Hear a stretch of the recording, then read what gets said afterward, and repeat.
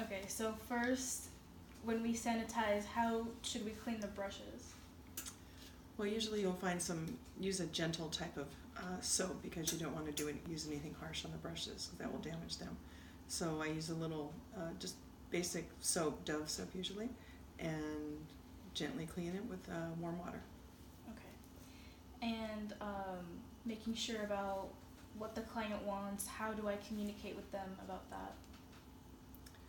I think you would just ask them what kind of look they're looking for. Are they looking for a nighttime? Maybe what kind of event are they going to?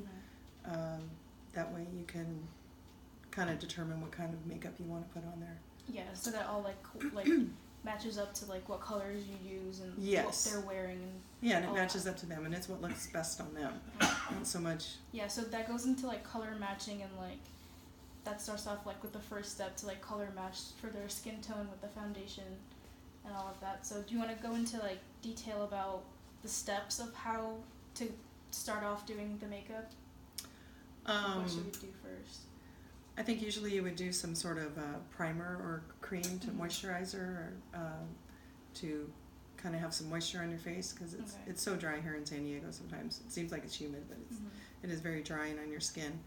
And then you want to possibly use like is it a stippling brush? Yeah, stippling.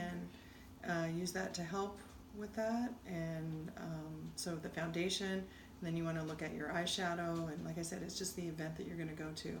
So whether it be dramatic or a little bit more gentle, if you're going to go to the beach, you don't really want to be doing a nighttime look. Okay, yeah, and with the primers, that also helps the foundation to stick on. Yes, it does. Okay. Yes, it helps tremendously.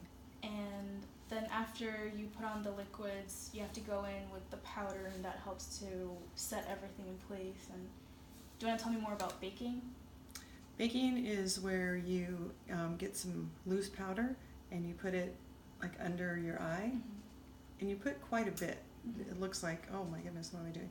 And then you can just finish doing what you're doing and leave it on there for a couple of minutes and let it set in, and then you can gently wipe a little the excess away. Okay.